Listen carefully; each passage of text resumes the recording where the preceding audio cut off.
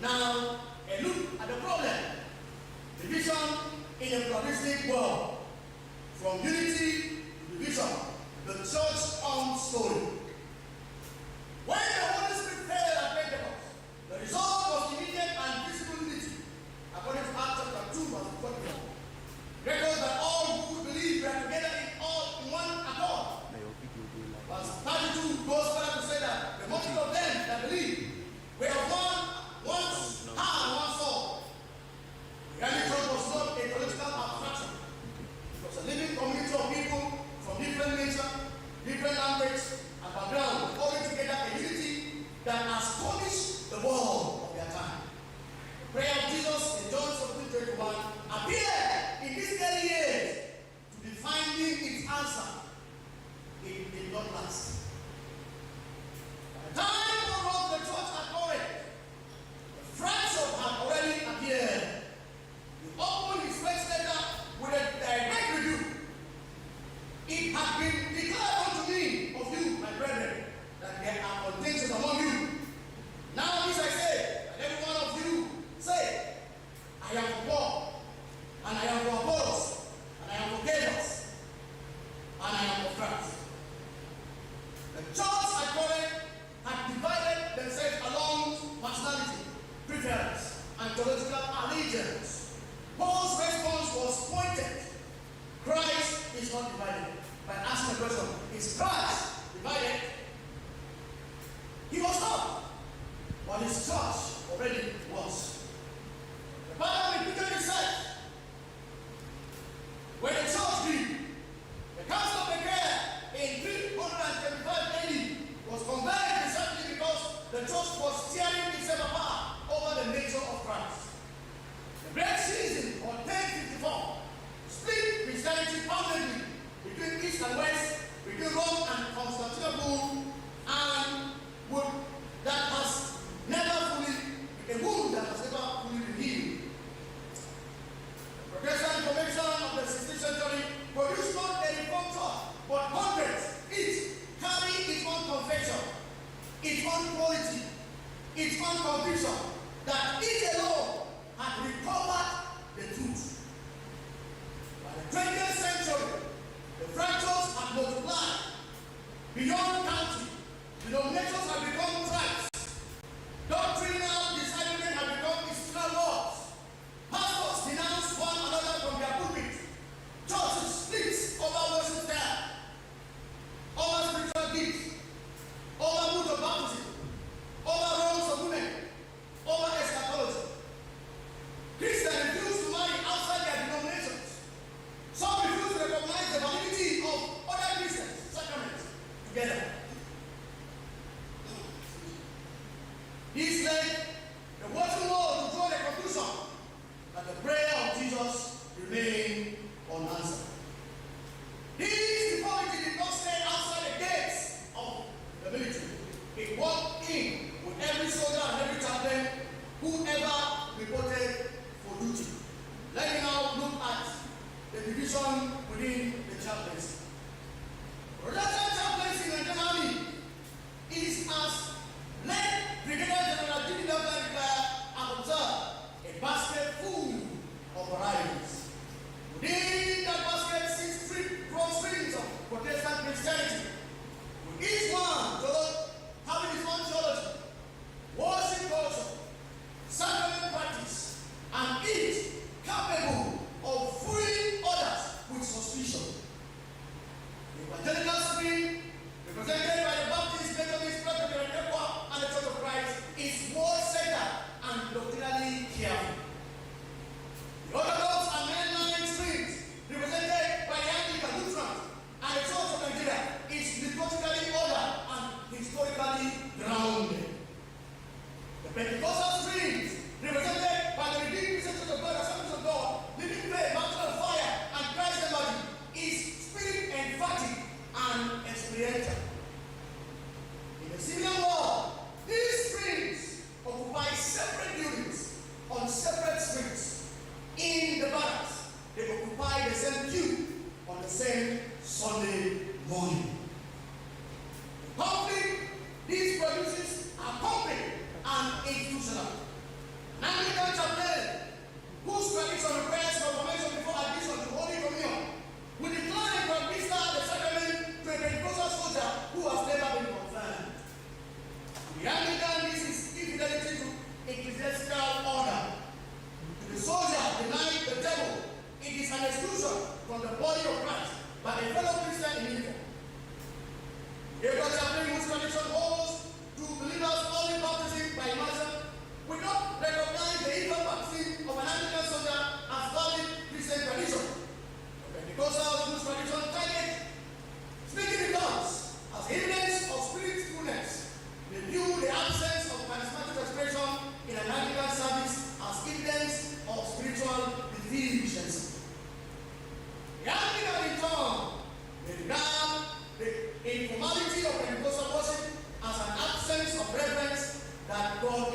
bias.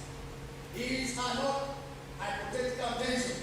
They are the weekly realities of a chaplaincy whose congregation contains soldiers from traditions that in civilian life will never share a communion table.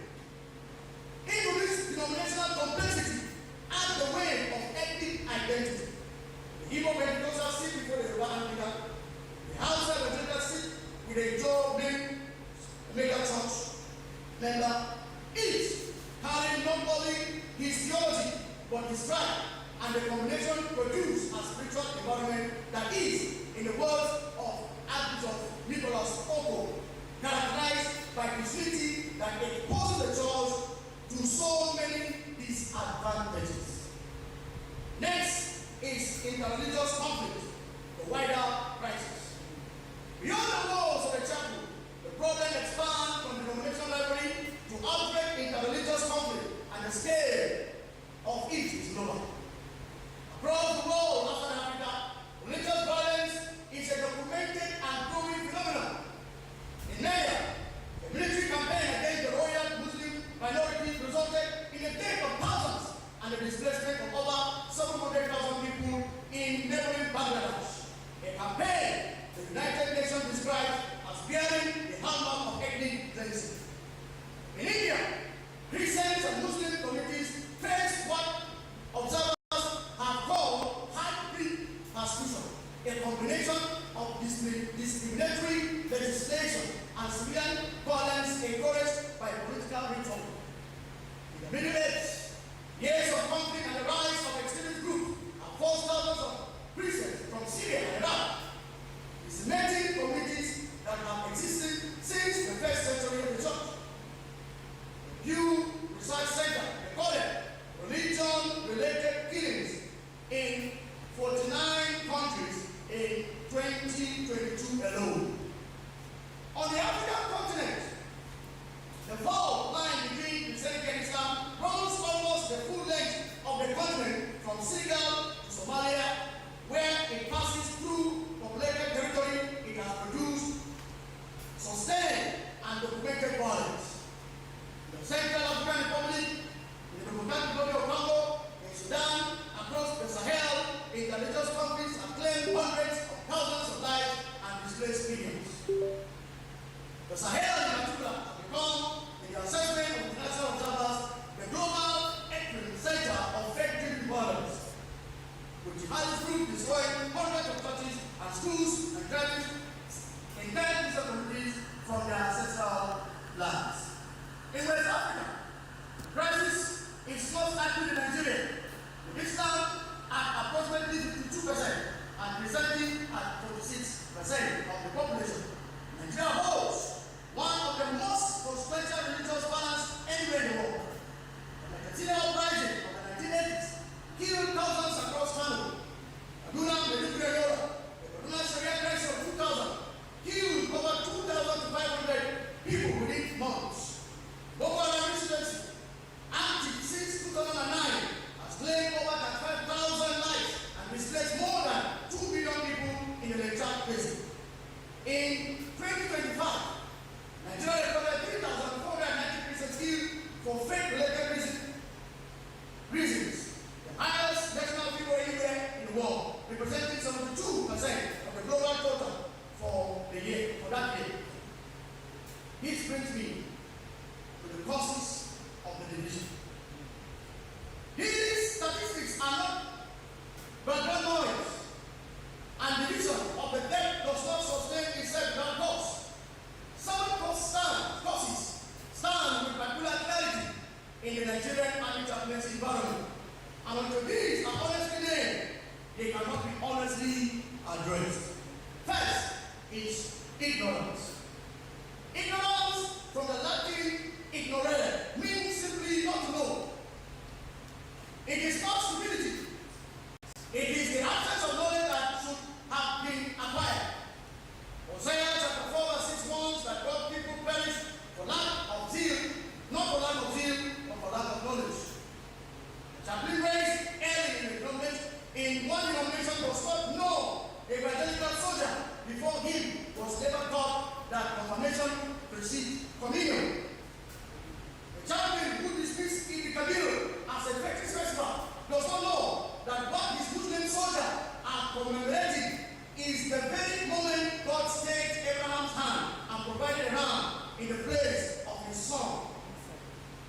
not know that the church itself confesses that same story, and it was fulfilled by the Lamb of God who was sacrificed on Calvary. He is condemning what God ordained. What he does not know, he cannot accommodate.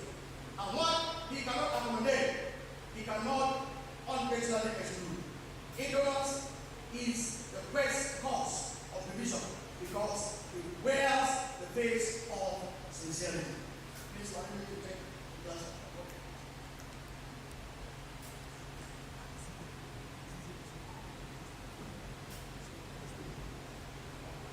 Thank you. The second is pride.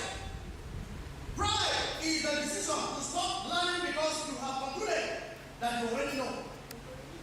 Proverbs chapter 16 verse 18 is ambiguous. Pride goes before destruction. In the chaplaincy context, pride is not the chaplain who makes me a mistake. It is the chaplain who cannot conceive that he has done one.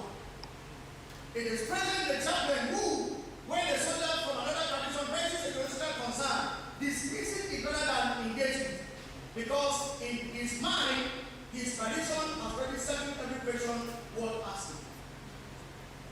This is in line with the attitude of people as purpose observation that disunity among Christians has exposed the church to so many disadvantages. That observation finds its sharpest expression in the chaplain who has made his denomination a measure of all things.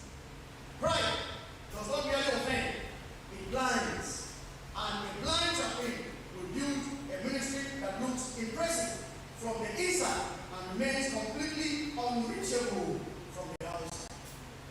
The third is insensitivity. Insensitivity is the failure to feel what the person before you is feeling. Unlike pride, it is rarely announced as a malicious intent. Paul is what the Romans in Romans 12 verse 15. To weep, we don't weep, which possesses the capacity to feel what other people are feeling. A chaplain who scheduled major worship program on Friday afternoon has not declared war on his Muslim soldier. He simply has not felt what it cost them to choose between God and the institution. A chaplain who preaches a gathering in Yoruba across the formation of Hausa, Igbo, and Tiv, or Icho soldiers has not intended to exclude anyone.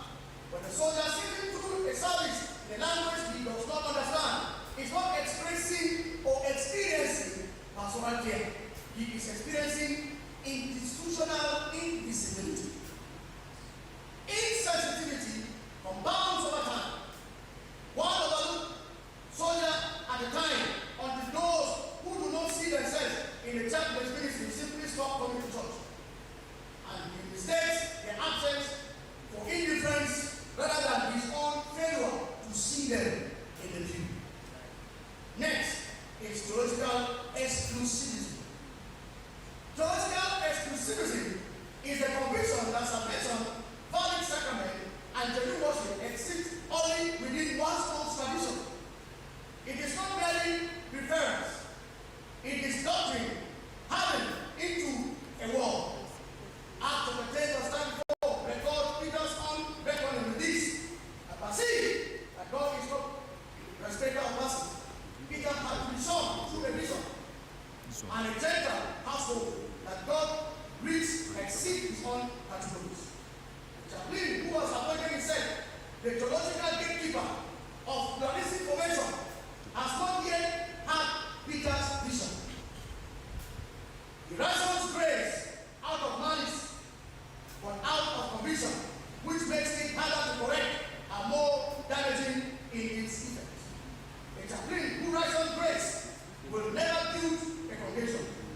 He will only ever manage a remnant of people who already agree with him. Another one is historical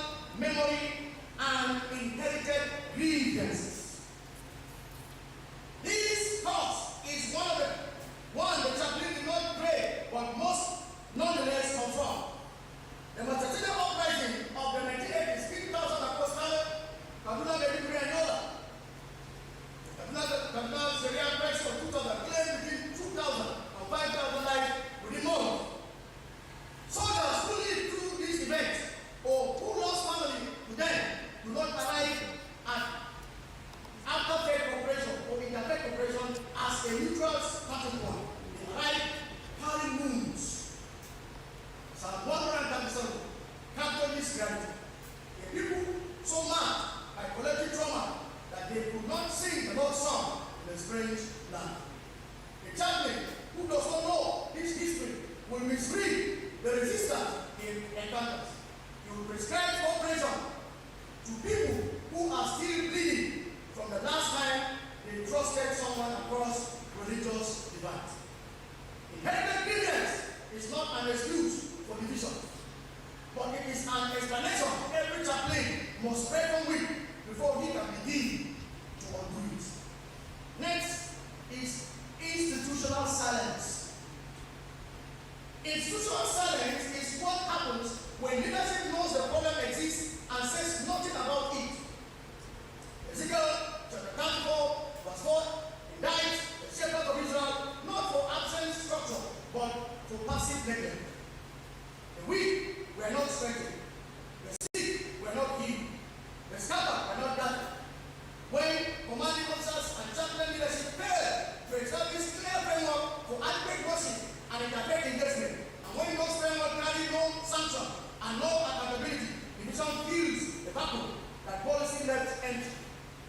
The soldiers whose Friday obligations are consistently interrupted by the human activities did not choose that conflict. The institution chose it for him. Institutional silence is not neutral. It is a decision. It is consequences as real and as deliberated as act of exclusion. The final cause of division is non-compliance. Non-compliance is distinct from institutional silence because here the framework already exists. The policy has been written, the directives have been issued. The period is no longer structured, ground. It is personal.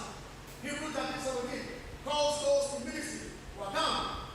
They watch for souls and must give account. A chaplain who treats interfaith directives as adversary rather than binding, who refuses to participate in joint religious activities, who continues to schedule worship that exclude other traditions despite clear institutional guidance, is not exercising theological conscience.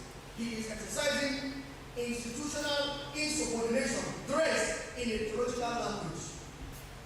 Non-compliance dressed in principle is still non-compliance. The framework exists. The failure at that point is entirely personal.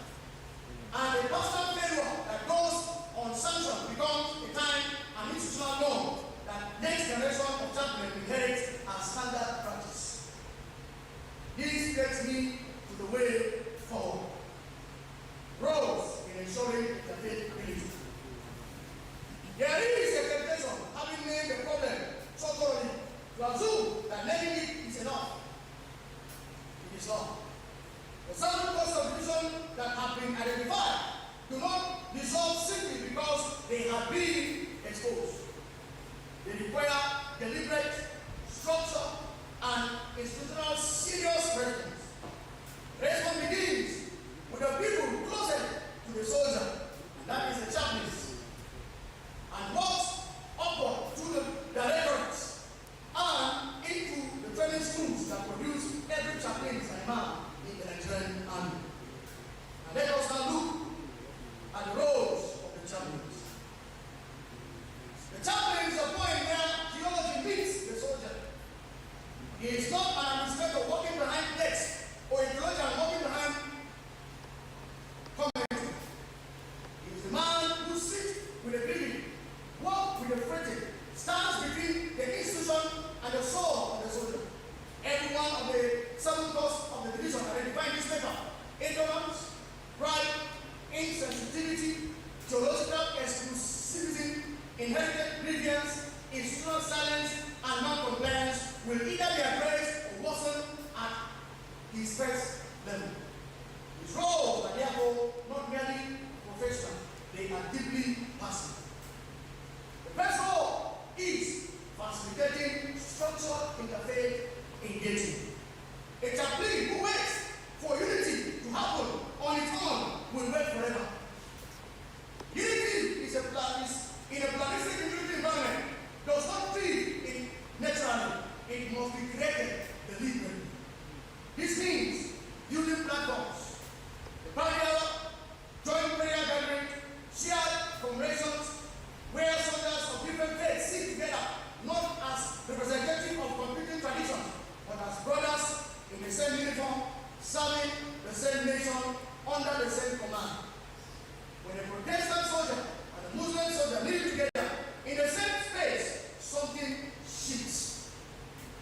chaplain who created that moment has done more than a unit cohesion or policy document could ever do.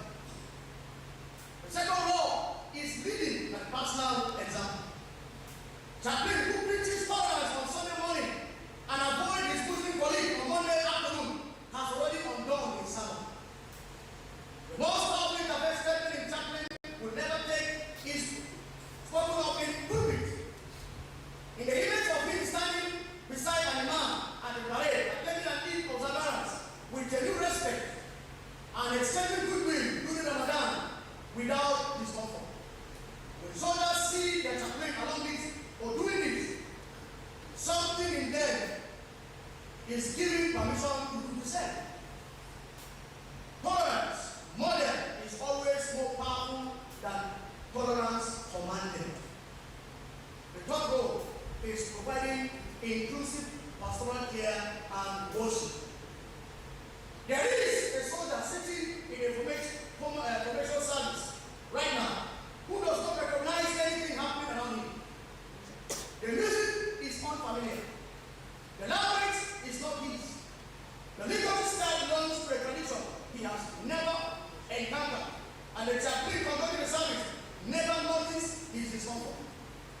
That soldier has not rejected the church. The church, in that moment, has quietly rejected him. The chaplain's responsibility is to ensure that no soldier is made invisible by language, liturgical style, or scheduling. Managing the differences between Orthodox, Evangelical, and Pentecostal streams is not always comfortable, but it is a job. Sacramental sensitivity, knowing when to accommodate, knowing when to hold a doctrinal line gracefully, is a professional skill that must be learned and practiced, not improvised. The fourth goal is trauma-informed ministry. This is perhaps the most demanding of all, because it requires the chaplain to minister not only to the man standing before him, but to the history that man is carrying. A soldier from Kaduna who does not arrive at the Interfaith Corporation as a neutral standpoint, he may have lost a cousin in the 2000 crisis. He may have watched the church bomb. He may have heard from childhood that the man on the other side of the religious divide is a threat. The chaplain who does not know this history will retreat and the resistance he encounters and presents cooperation to a man who is still bleeding from the last time he trusted someone across religious lines. Trauma-informed ministry means sitting with that history before making any demand on the person carrying the history. The fifth and final role, chaplain, is advising commanders on religious sensitivity. The chaplain, who is holding our found in chapel, has abandoned his assignment. He belongs at the planning table. The commander without interfaith formation will schedule a meeting, operation on Friday afternoon, without realizing what he has just asked for of every Muslim soldier in that unit. He will conduct a thorough and search through the community without understanding why the timing and the approach are generating hostility that will outlast the operation. The chaplain who brings that knowledge to the table, faith calendars, community religious dynamics, the operation implication of seemingly small decision is not a welfare officer. He is a force multiplier. Next is the role of the directorates. If the chaplain is where the problem is felt most personally, the directorate is where it is either solved or perpetrated institutionally. The three directorates, Directorate of Chaplaincy Protection, Directorate of Catholic, the Director of Islamic Affairs, operate at the level of policy, system, and standards. And these can be said plainly, their silence is not neutral. When the directorate fails to coordinate, when they operate as three parallel services with no common mechanism for working together, the division, the result is not an accident. It is the inevitable consequence of institutional inaction. Institutional silence was named as one of the 7 causes of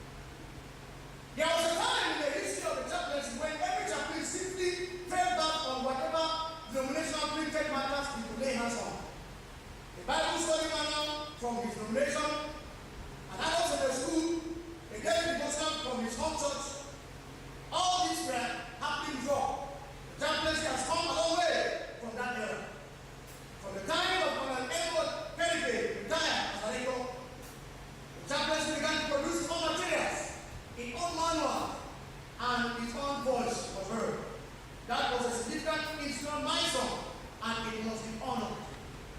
But there is still unfinished business. Even today, there is structural instruments of worship in which the chaplaincy is entirely dependent on a single external donation. The lectionary, the college, the book of common prayer, it is foundational elements of corporate worship. Protestant chaplaincy remains wholly dependent on the Church of England, Anglican Communion. Walk into any Protestant chapel across this army, and what governs the liturgy order of that service was written not for soldiers but for a denomination, one denomination, out of the many that feels abused every Sunday morning. The consequence is not imaginary. A chaplaincy that is supposed to serve Pentecostals, Evangelicals, mainland Pentecostals, Protestants, and Orthodox traditions with equal fidelity is still being shaped. It is very impossible call by one tradition alone. Most soldiers have accepted this as normal. It is not normal. It is simply what has always been done, and what has always been done has never been questioned. What the headquarters director of Chaplaincy Protestant can now conceive, and it is a vision worth carrying with one hand, is the production of a lectionary that belongs to this chaplaincy alone. Its own college, its own order of worship, worship material that is unique to the church in the barracks, not borrowed from a denomination, not adapted from somewhere else, but genuinely and institutionally owned. The foundation already exists. The next worship, people, show that this chaplaincy is capable of producing something that speaks to every stream within it. What is now needed is the will to go further, to complete the total toolkit and give this army Protestant soldiers design for them in their context by the institution that is charged with the spiritual responsibility of their spiritual king. Next is the role of the Nigerian Army chaplain training schools. Everything we said so far about chaplains and directorate ultimately traces back to the three institutions of the Nigerian Army Chaplain Training School for Protestant, Nigerian Army Chaplain Training School for Catholic, and Nigerian Army Islamic Affairs Training School. These are the places where chaplains and arms are formed. And that word form carries more weight than is usually given. Formation is not merely instruction. It is the shaping of instinct, the building of reflex, the laying of a foundation upon which every future pastoral decision will rest. What the chaplain believes about the soldier of a different faith, how he feels when he stands beside an imam at the parade, whether he sees a Muslim colleague as a brother or a stranger, these things were not found in the field. They were found in the classroom long before that chaplain ever reported to information. This is precisely why the three schools must, before they can be reformed, meaning when a chaplain is inserted into a Muslim soldier's right obligation, the trail does not begin with that chaplain. It begins with a school that trains him and never wants to guide him to understand what Friday means to a Muslim. Bigotry that survives training does not stay in the classroom. It gets fostered. It sits in counseling season. It stands at parade. The three schools, if they are not deliberate about what they form, will keep producing what they have always produced.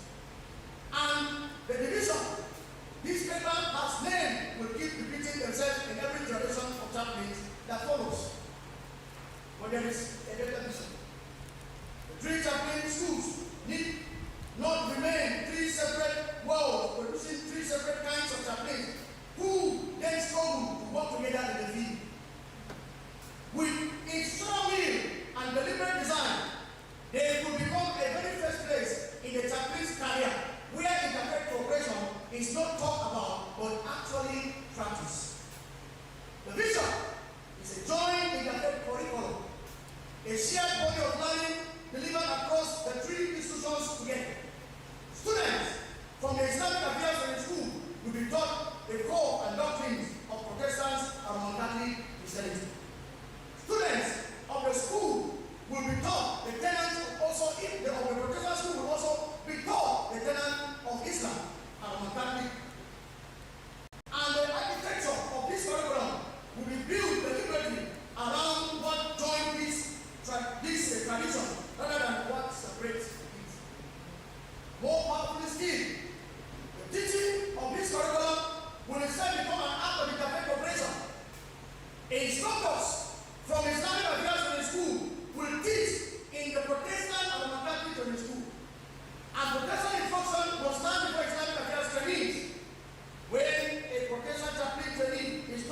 by a Muslim instructor, something happens that no lecture or tolerance can produce. The other tradition being an abstraction, it becomes a person, a voice, and a relationship.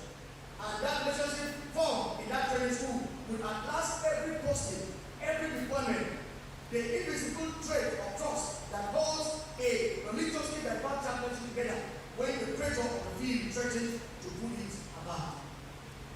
In conclusion, I will give a closing charge. The roles have been named. The chaplain, the directorate, the training schools, every actor has been identified. Every responsibility assigned, and every institutional gap exposed and addressed. And yet, when all the framework has been written and all the roles have been assigned, something more still is required. The Apostle Paul addressed this by writing the church at Ephesus. He did not close with a policy, he closed with a vision. Till we all come in the unity of the faith and the knowledge of the Son of God, unto the perfect man, unto the measure of the stature of the fullness of Christ. That word till is not a word of resignation, it is a word of direction. It sets a distinction, it names the journey, and it refuses to pretend that we have arrived when we are not. Until we come to the unity of the faith, the prayer of Jesus in John chapter 17 verse 21 remains unanswered. That prayer was not spoken casually. It was spoken on the night before the cross by a man who knew exactly what he was about to endure and chose in that moment to pray not for himself but for us and for unity. To leave that prayer unanswered, to walk into the Reformation Chapel, conduct service, shake hands, return to quarters, and repeat the same circle without ever genuinely crossing the lines of tradition and tribe and faith is to tell the Son of God that what he asks God for is not worth doing. That is an accounting of none of us that we should do. Until we come to the unity of the faith, we cannot claim to have the knowledge of the Son of God. For the Son of God is the one who sat with the Samaritans, ate with sinners, judged lepers, crossed every boundary that religion had erected in his time. A chaplain who knows his doctrine but does not know his Muslim neighbor, who can quote the church fathers but cannot sit with the soldier who state tradition.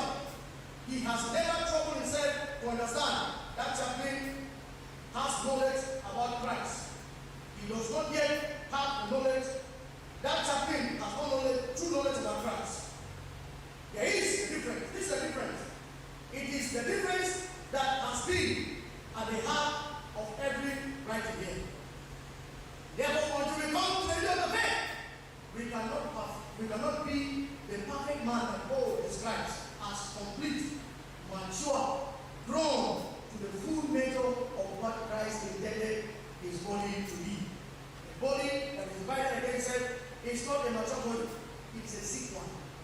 Chaplaincy that fractured along denominational lines that withhold the sacraments from a fellow believer in uniform, that conducts worship in a language assigned to serve one tribe while the rest sits in silence. That chaplaincy is not growing towards the way of Christ. It is measuring itself against the wrong standard in them. Until we come to the unity of the faith, chaplains will simply be performance at the altar.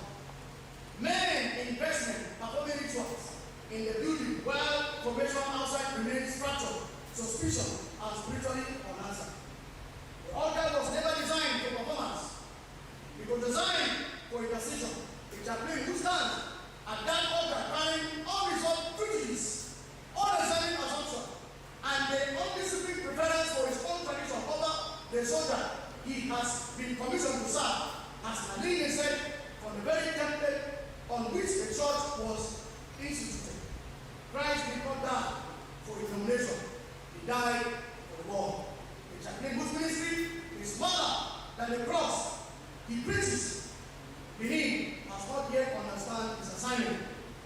Until we come to the unit of the faith, chaplains will be generous without hands, holding ranks, wearing uniform, carrying titles, but commanding no genuine spiritual or authority in the life of the soldiers.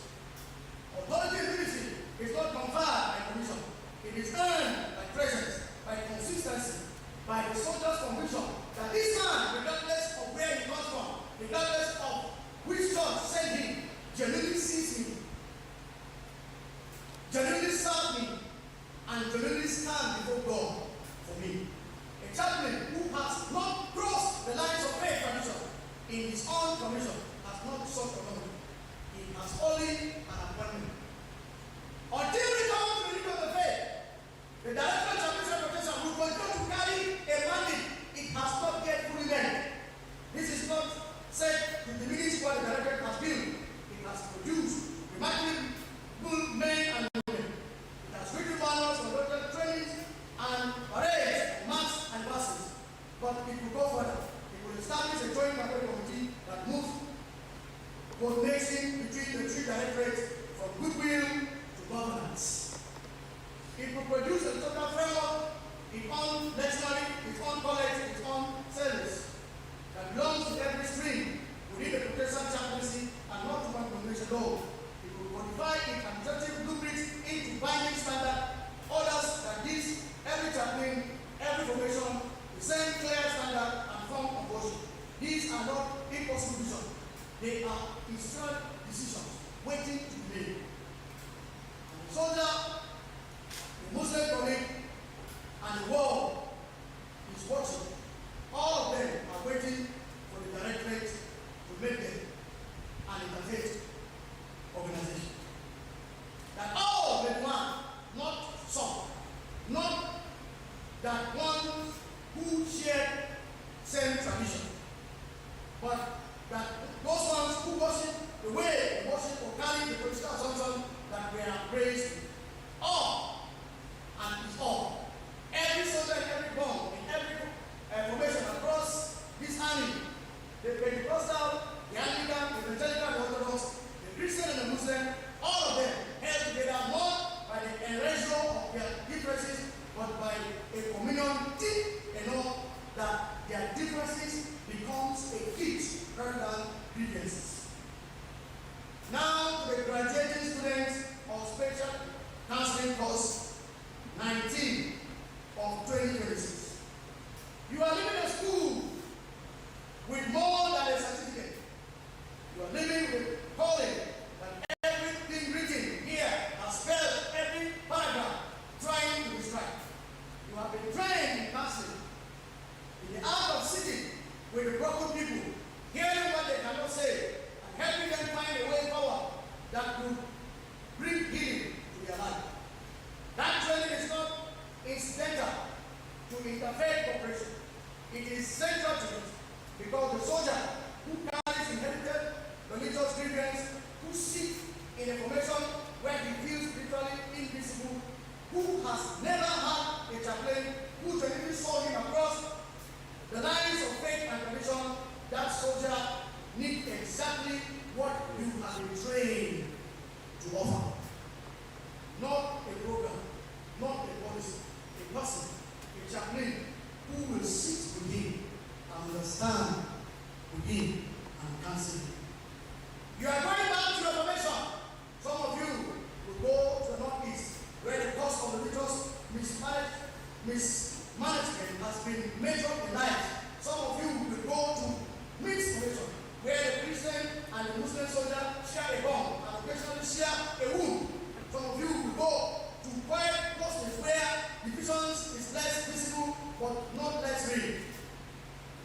Present in the scheduling, in the language of worship, in the sacrament, decisions that include some soldiers and quietly exclude others. Moreover, wherever you go, carry this.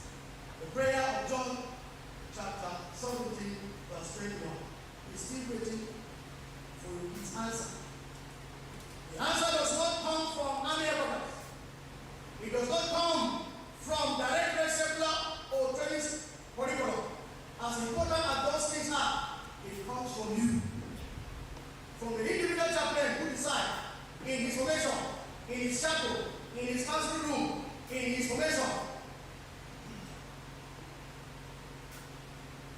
In the same way, to relate well with his Muslim colleague on Friday morning.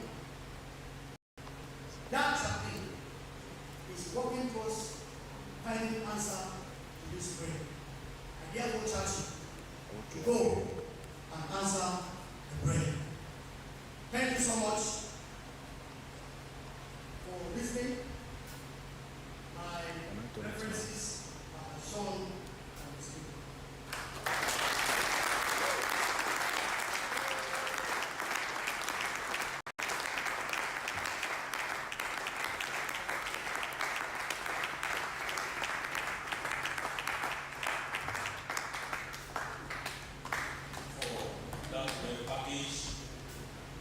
Captivating and institutional lecture. Shall we give another resounding round of applause?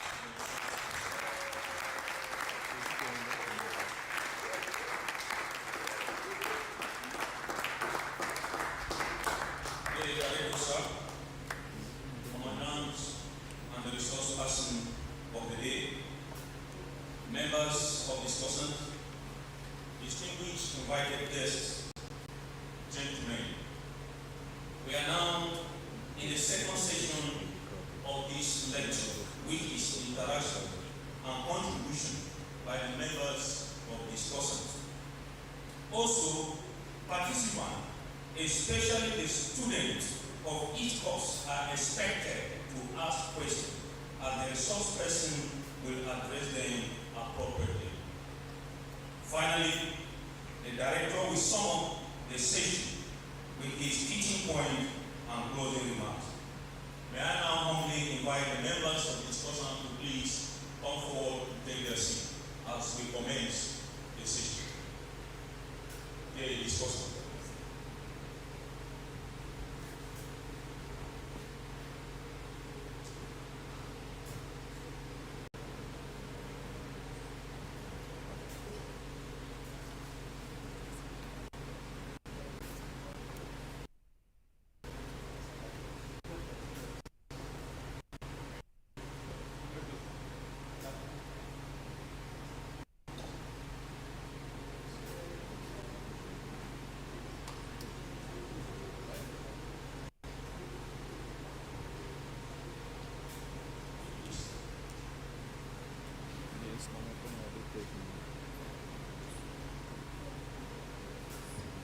Now, the directors, please permit me to introduce the members of the discussion.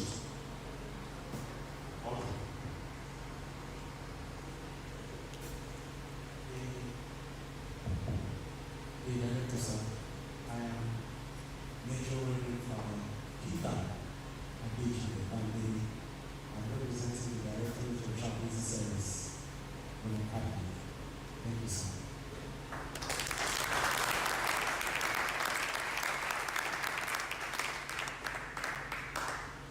Director of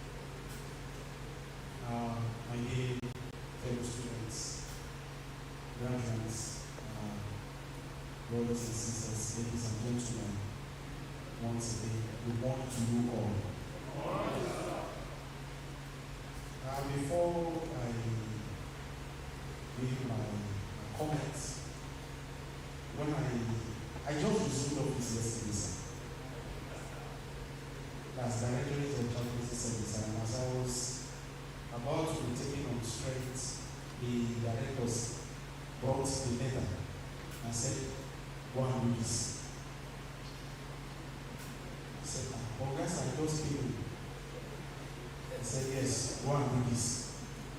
So when I saw I didn't check the paper first. I checked the letter, the covering letter. So when I checked the covering letter, I saw Major Dash's signature. I said, sir, I will go. And when I said I will go, it's nothing far from the fact that I just met we were peers together and we just concluded captain to major meeting promotion exams. Sir, this man is a very good man. He's very good man. It was unfortunate that I introduced him to me. And since the day I met him, anytime I'm tired, I'll just go and sit beside him. He must make you to laugh. He must make you to be happy. And I think that is a word of commendation. So also, please keep it up. And may God continue to bless you. So when I now took the paper, I was looking for who wrote the paper. I checked the topic. I didn't see name. I came to the back. I didn't see name. As a matter of fact, I didn't see the name of the person that wrote this paper until when I got to the conclusion. Again, when I got to conclusion, I saw my godfather actually wrote the paper. And when I saw his name, I said, Papa, I will not believe. And the reason being that when we went 2013, it was Uganda welcome me personally in Liberia. As a matter of fact, the first time I slept, before the letter came was official, he was the one that gave me. So I think he also deserved a round of applause. We saw that we have known since 2013, and thank God since that year that we have known him, he has not failed us in leadership. May God continue to bless you, sir. So remember that we may be one interfaith cooperation in a pluralistic military environment. I have decided to look at the paper from a complete perspective. And in my discussion, I want to begin by looking at what the paper is saying. What is the paper saying? Now, as I look at what the paper is saying, will you? I also evaluate what I consider as the strength and the weakness of the paper. Then I'm going to conclude by giving my final comments. So please, I hope to do this in the next 10 to 15 minutes.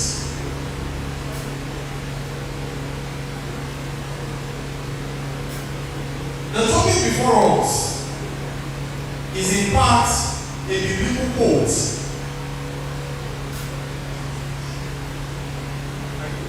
Okay, 5 minutes. Okay, the topic before us is in part a biblical quote from the Gospel of St. John chapter 17, verse 21, that there may be one. This quote is viewed in relation to interfaith cooperation in a pluralistic military environment. Hence, we are set with a theological, scholarly, and very germane topical paper titled that we may be one interfaith cooperation in a presenter, a very senior seasoned military chaplain, took us in his introduction through the history of religion as a phenomenon as old as humanity itself. He traced how in various ways religion has evolved and how people at various times in history responded to the concept of the presentation. How in various times in history religious differences has polarized our society and has also shaped the way we relate with God and the way we relate with one another. When taken out of its right context, religion has been as weapon of division and weapon of polarization of human society. Examples abound in the medieval era, the European wars of religion, and in recent times, and very close to us, we had the understanding the Belgian crisis. All these are violence with some religious and bigotry undertones. The paper presenter further gave a background to the priestly prayer of Christ, and in his exegetical framework explained the phrase that there may be one from the Greek root poesi parente hemos. In his observation, Christ prayed this prayer for his disciples facing a hostile world, power tussle, betrayal, and issue of personal peace. In a military barrack, in a Nigerian military barracks, a place where we have Catholics, Protestants, Pentecostals, Muslims, and even adherents of ATR, that's African traditional religion. This is indeed a pluralistic terrain, high string and mission, high stress and mission focus. And so we are sent in this paper with a beautiful meaning of how, as chaplain, we can honor Christ's prayer and even bring the prayer of to an answering end without having to necessarily raise.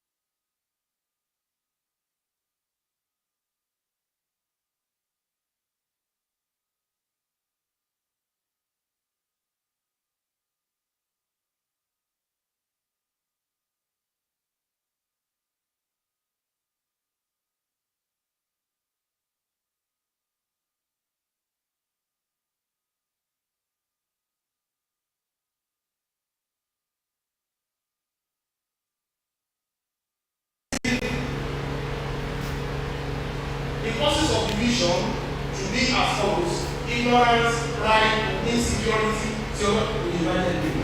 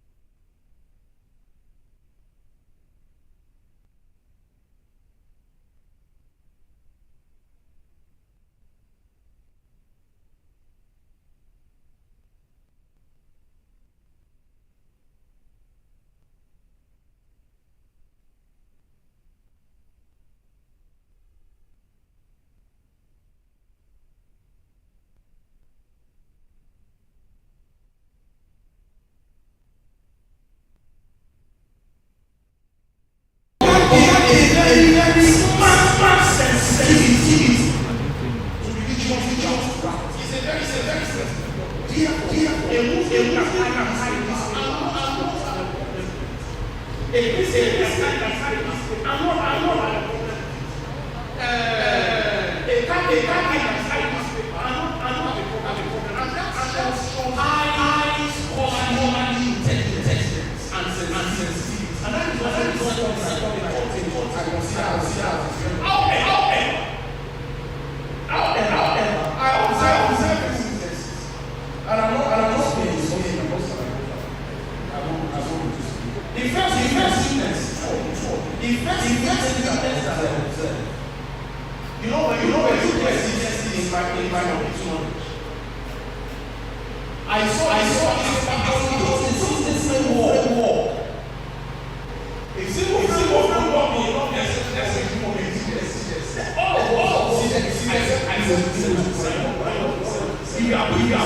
You know that you make so when was I should expect this from far. I may be wrong. If I'm wrong, I'll say nothing. So that is the first. Then number two. Why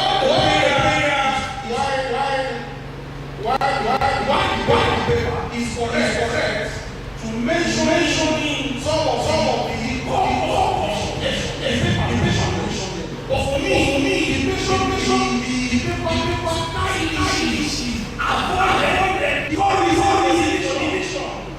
it is the China crisis. I was looking for China crisis. See, that is what I'm responding. He knows him. He doesn't know. He needs silent. So that's the second piece. I saw then I have to put that to I will see it now and you my experience. This is my point. We are formed at our various settings. We are formed at our various settings. We are formed all of us we are 100%. I don't know whether you all of us are what? That's what we are to be at our various settings. Now, our schools, I think to be institutions where after small buildings, then want to go. Yes, you have to be able to hear us. We are all business at yourself. So what do you want to do in our school? How do we make ourselves more competent? And that's how we need to go back to our people. We need to go back to our stations for school. I check when myself you see what you ask. I just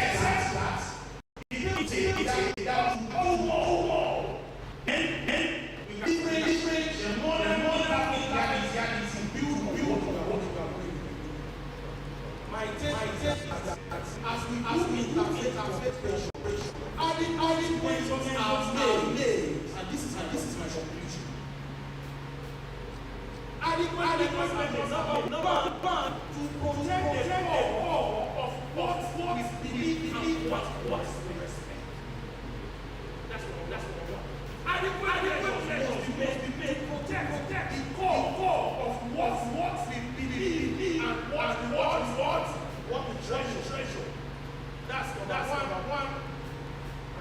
We must tell the differences. We must forget our differences. We must do the truth without overlord. We must witness clearly and not our faith. We can share together. We can talk about our moral together without telling that strictly speaking, we are the same.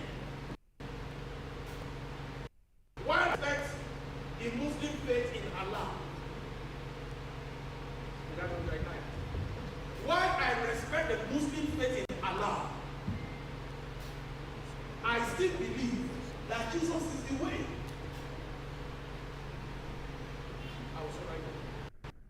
I believe that Jesus is the way. I spent 4 years in travel. Australian and German communal. I just resumed yesterday, like I said. I never miss their iftar. Iftar is their prayer to close Lent, their Lenten fasting. I never miss it once. If I don't give the opening prayer, I give the closing prayer. If I don't give the closing prayer, I give the vote of thanks. At our last Christmas carol,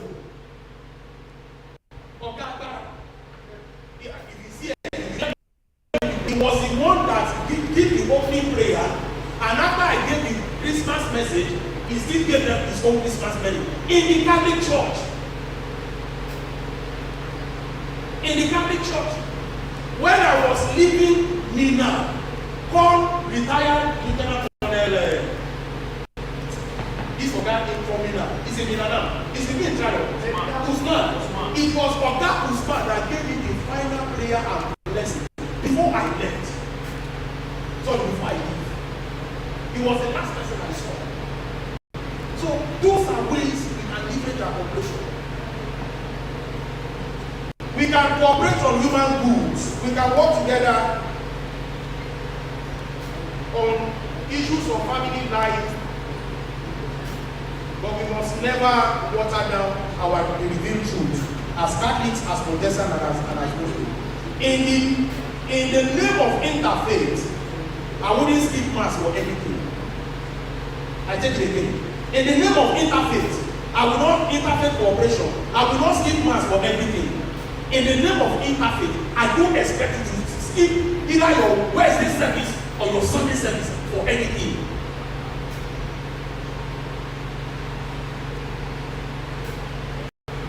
As I don't expect the Muslim to skip their prayer service for the sake of interfaith cooperation. Finally, I am still quarreling with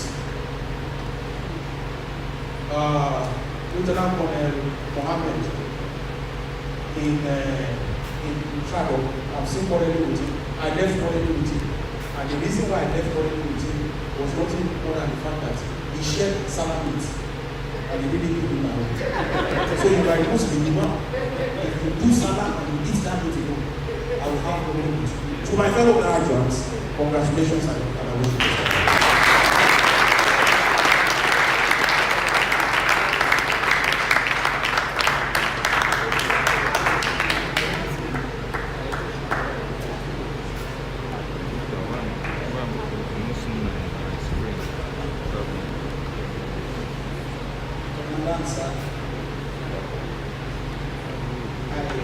I want to say something. I'm fully aware that the director is here as my father too. I've been a barrack boy. I want to believe that directors are with due respect, you did wonderfully well, graciously well to bring in our daddy here as the commandant of this school.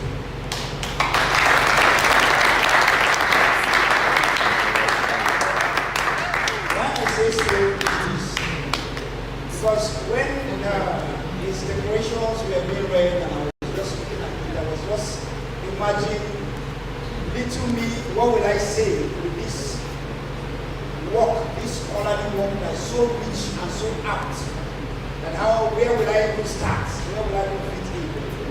And I want to start from somewhere, and God will help me. Yes, God will really help me. He said that all may be one. I will start with this question. Are we together? Are we one? Please don't answer me. Are we one? It looks as if we are one. It sounds we are one. But deep inside you, are we one? You see, when I start reading the paper, when it was sent to me, there's something that I discovered. I discovered that there are certain men that they looked into a matter and they discovered that people are dying and they pull up their life vest to give to them so that they will do what? They will survive. Can you do that? Can you sacrifice that? These are men on board ship. In the Navy, there's what we call knots. K-N-O-T. Tying the knots. For you to tie the knot is like a bond. And this paper is taking us somewhere that you and I need to understand the purpose of interfaith. We need to understand why this interfaith. Why? Is it possible? Is it something that can be achievable? If these men can sacrifice to see the need that somebody, so people survive and they die, then we must die. It will amaze you or you surprise you when I'm saying that we must die.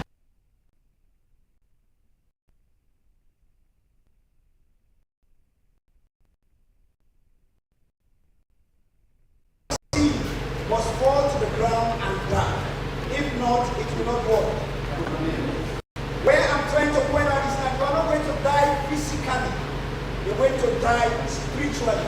So that you'll be able to grow and shine as that light that comes with that mindset of unifying, of that idea, not just ideology, without reasoning, without knowing that as a child of God, there's somewhere you are going. Being a champion in a pluralistic environment. Because when we're growing, we discover so many divisions. And what is the reason why the enemy wants us to go about vision? When you remove the GI, you see it clearly. It's just to kill the vision, just like the acting commandant was presenting this paper. I will tell you why. I come to understand that in 2012, when they came, what they did was that they did not say the Islamic affairs, they did not say Roman Catholic. They called us chaplains. And this program was held with just a sergeant, not even an officer. A sergeant, a corporal that came for that program. And when the interaction was so rich, and I discovered something. Truly, I must tell you and I must confess that we are not together. Let's not go just pretend as if we are together. We are not together. There's a place where this writer touched me.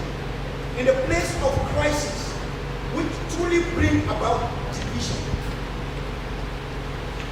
It is the view of us that understand that this interfaith is so important. I take you somewhere. I just, last month, I was just passing by our central mosque in Liverpool. And what I saw was, their conference just started. And they said, where are you going? I said, I'm joining us. For the first time, guess what? It was about psychology of counseling. And I began to wonder, what is happening here? This thing, we know the going to sir, we mentioned that. We did here, we must be here. And that's why we are here. And sir, with due respect, many things we are missing. Let's take it slowly. Let's take it calmly. There's something inside our beloved, and I'm able commandant, that what this matter of. He wants a unity. He wants a unified liturgy.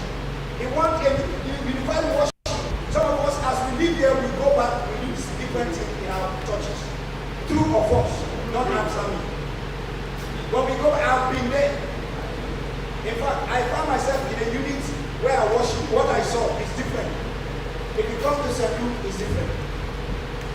I pray that God in His infinite mercy will lead us to the place where we must forge ahead. You see, the Protestant chaplaincy of the Nigerian Army is that I think our next director, which I really know when I come to him as a father, has observed a basket full of varieties. Within that basket, see three broad streams of Protestant Christianity, each with its own theology, worship culture, and sacramental practice, and each capable of viewing and with the others with suspicion. And that's why I said it. Our director was a product of this school. This school, we would have come here if but they stopped us. Why? Because if you look at what this school has produced numerous people, men and officers that have gone out and took exploits. I thought somebody would celebrate that.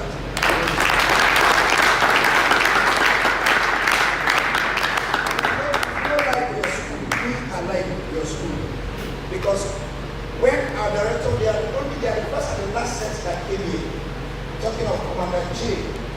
Ellis, Commander Reverend J. Ellis. He was here, was trained here, even as a leader, for this matter of leadership. The army is stable. The army, you have a direction, you are focused. But we, sir, we are learning. We are following, and we come to where we are. Why I say so is that we have our school. It's not long we have our school. It's not long we start our training. Yesterday they graduated. It's not long. But permit me to say this. The difference is clear. You have a foundation, and you must not neglect this foundation. There are scholars. There are men like you, like the graduate looking at me. Both officers are men. Seeing these opportunities for you to go out. As I hand over the microphone, it's for you to go out and do exactly, even more than you have been taught. The truth of the matter is this. We don't just come here and waste our time. We don't just come here to just hear. We go to the field, we go to the churches to discharge, not to display. To impart, not to impose. To place these teachings that we have gotten here, so that out there, the members, not even the only ones, the members will be enriched with what you have gotten here. At this juncture, I look at it clearly, the matter of this counseling.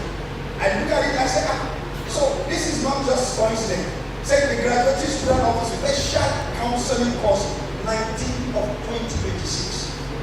It will surprise you that even the counselor is attacking the counseling, is seducing the counseling, is damaging the counseling. If you must counsel, you will look at it from far and say, this small boy, what is done? Maybe small boy and you.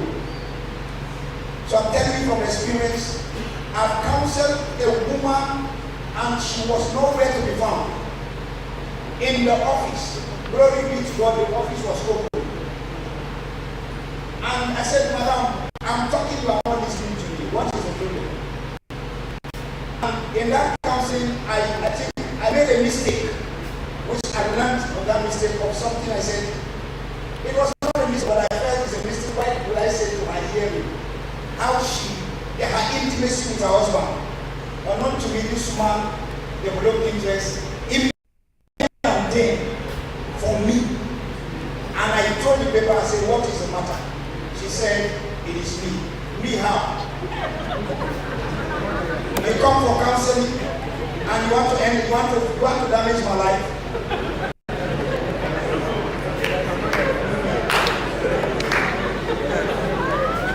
Listen, it's not funny. Don't laugh yet. It takes the grace of God. If you see this woman If you don't carry grace, maybe only fall will follow.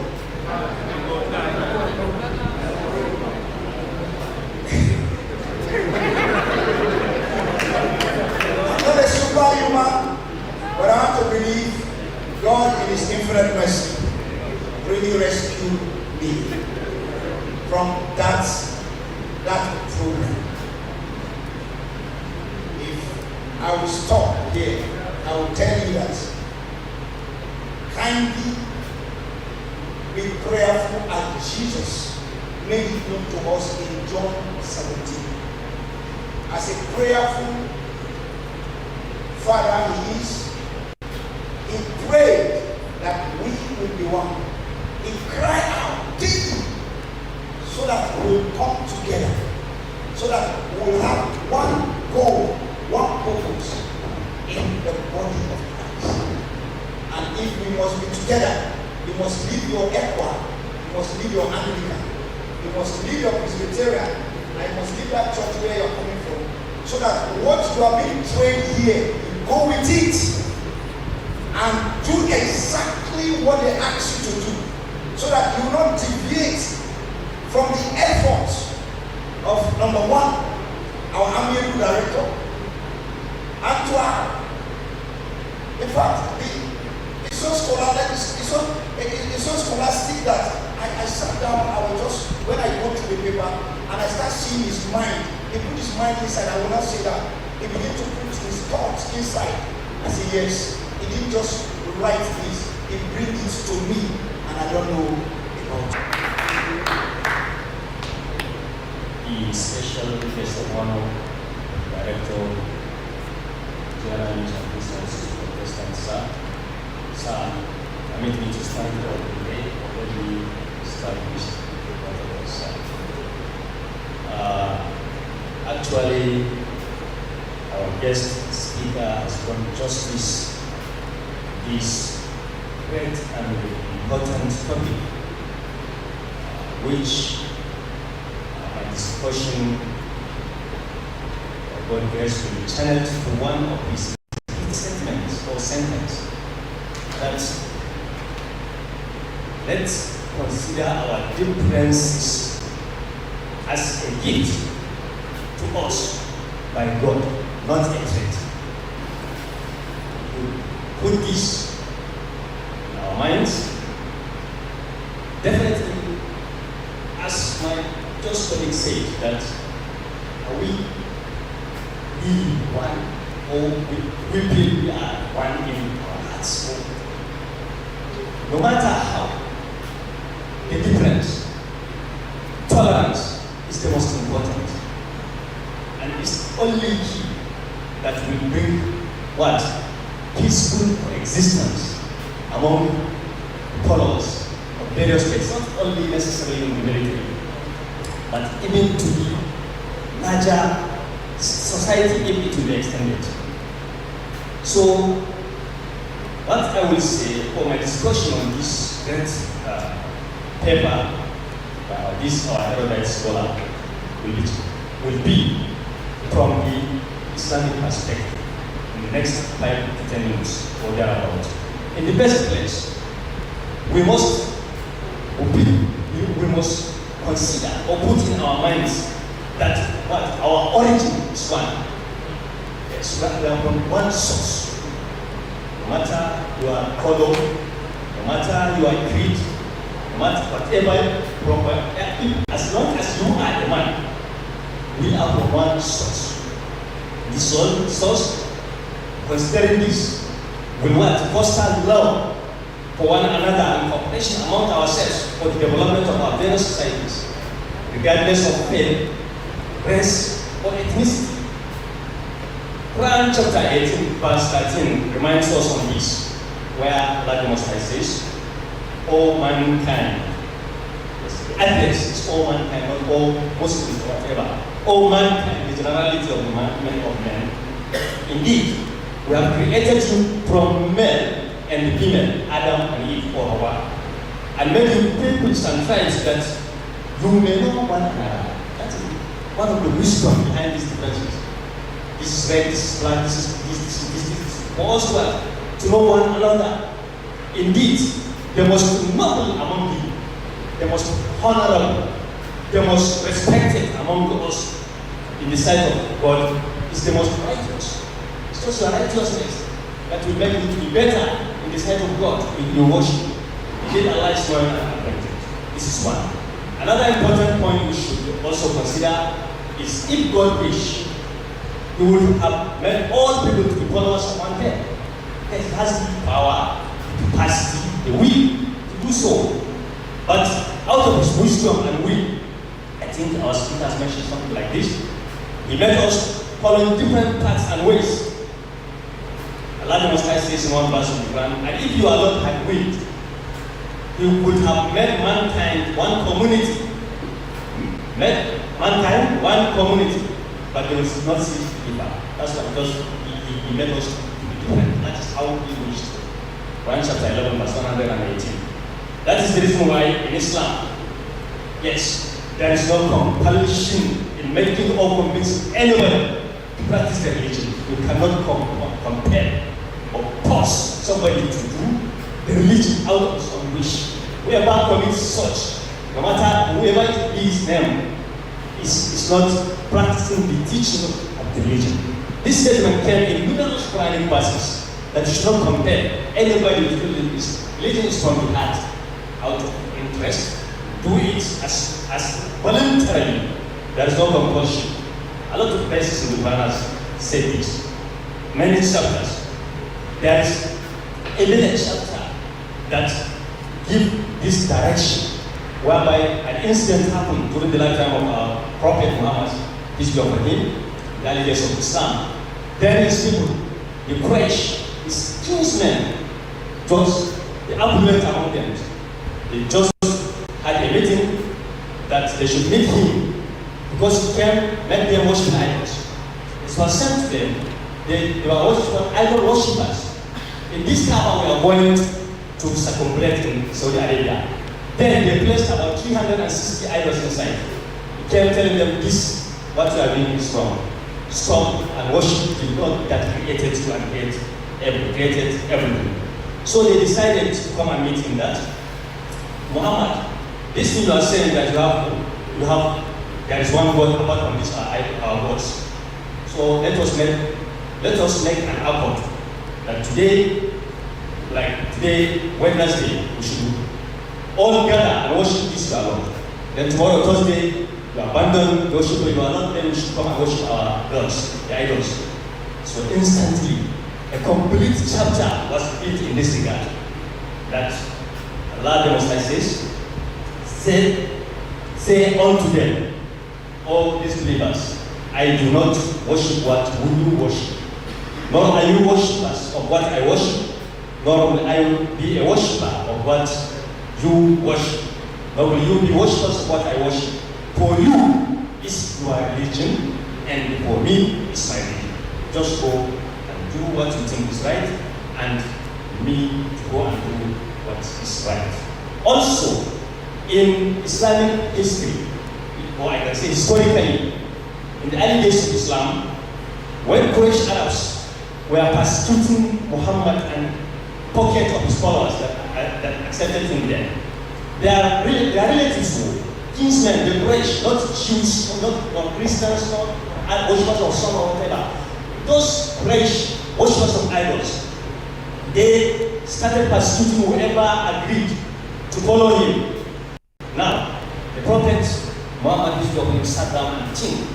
He thought of a Christian king in Abyssinia, present Ethiopia, in Lagos or Najashi, as they call him in Arabic, that he sent his followers to seek refuge from that Christian king. He told them that there is a Christian king who is just in that place. Go and seek asylum from him. And that was what happened. The Quraysh leaders gathered a lot of gifts. They followed them when they noticed that a land that these Muslims are fled to that Christian king, seeking for political asylum. Then they went with gifts, telling lies about those Muslims that went seeking for refuge from that king. He called them, he summoned them, called the Muslims, Then he asked the Quraysh leaders that came, because he even rejected the leads, he did not collect the leads. He said, okay, what was the problem? He said, these people were together with them, just somebody emerged from them saying that we should stop this, stop this, stop this. It's okay. He had them.